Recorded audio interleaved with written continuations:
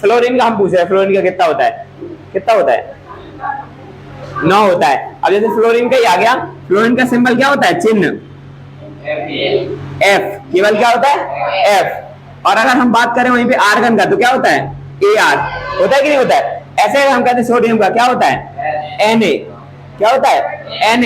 S किसका होता है, सल्फर का। ऐसे अगर बात करें नाइट्रोजन का क्या होता है N। ऐसे करके अलग अलग सबके होते हैं सिंबल। तो अपन को दो दो ऐसे याद रखना है, जैसे किसी का सल्फर नाम है और इसका सिंबल मान लो ऐसे ना हो तो वो भी याद रखना है। जैसे सोडियम होता है, अभी तुमने कह दिया S, कहा कि नहीं कहा, तो अब Na होता है सोडियम का। Na क्यों होता है, क्योंकि ये ग्रीक वर्ड लैटिन वर्ड का एक वो होता है नेट्रियम, क्या होता है नेट्रियम, इसलिए इसको क्या बोलते हैं Na बोलते हैं। तो अब अपन को क्या निकालना है, परमाणु द्रव्यमान। तो तुम लोगों ने ये सीख लिया है, वैसे तो अच्छे से सीख लिया है कैसे निकालते हैं, कहने का मतलब। लेकिन फिर भी अगर थोड़ा और टफ दे दे, कहने का मतलब जैसे कोई नाम ऐसे कभी कभी ऐसे नहीं आता है, कभी कभी ऐसे आ जाता है कि अमोनिया का परमाणु द्रव्यमान निकालिए।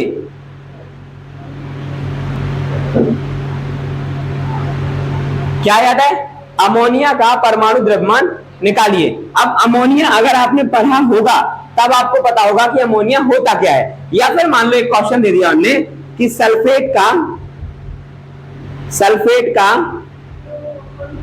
परमाणु द्रव्यमान निकालिए।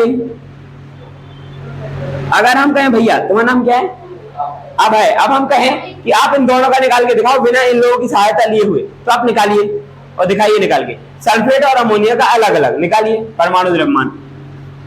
अब होता क्या है देखो, फर्स्ट चैप्टर से ही रिलेट करते हैं, ठीक है।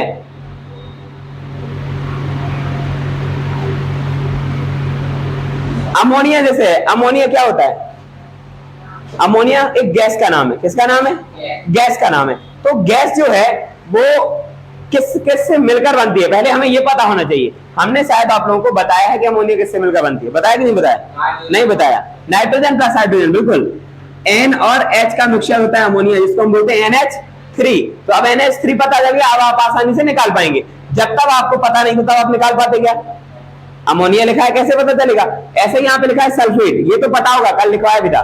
सल्फेट को क्या बोलते हैं, हाँ बोलो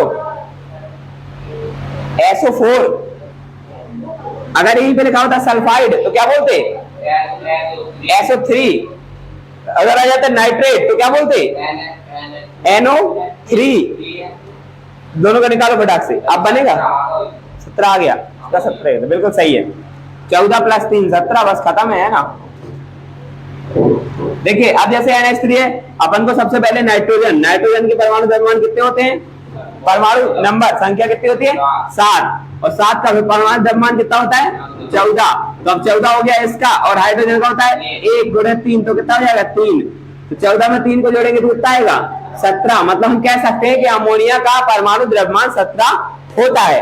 अब ऐसे सल्फेट का कितना होता है, सल्फेट का सल्फर का 16 का दोगुना 32, और ऑक्सीजन का 8 चौके 16 चौके 64, यानी कि 64, और दोनों को जोड़ दो तो 6 और 3 9, 96।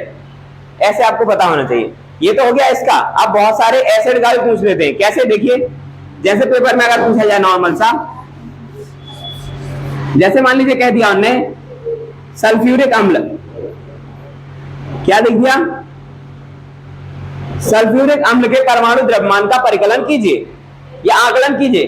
तो सल्फ्यूरिक अम्ल होता क्या है, पता है क्या, पता है क्या, अभी ऐसे बेस का चैप्टर नहीं पढ़े हैं, लेकिन यहां तो आएगा पेपर में। तो सल्फ्यूरिक अम्ल होता है H2SO4। तो अपन को SO4 का पहले से पता है कितना होता है 96, 2 जोड़ देंगे तो कितना हो जाएगा 90। समझ आया कैसे किया, SO4 का भी निकाला था ना, कितना हो रहा था 96, 2 जोड़ दिया तो कितना हुआ। ऐसे याद भी हो सकता है कि सल्फ्यूरिक अम्ल का हमेशा 98 होता है। जैसे कि पानी का कितना होता है, पानी का 18, और ग्लूकोज का 80, 10 गुना, ठीक है, ऐसे याद रखना है। अब जैसे आपसे पूछ रहे पोटेशियम हाइड्रो ऑक्साइड, क्या पूछ रहा है, पोटेशियम हाइड्रो ऑक्साइड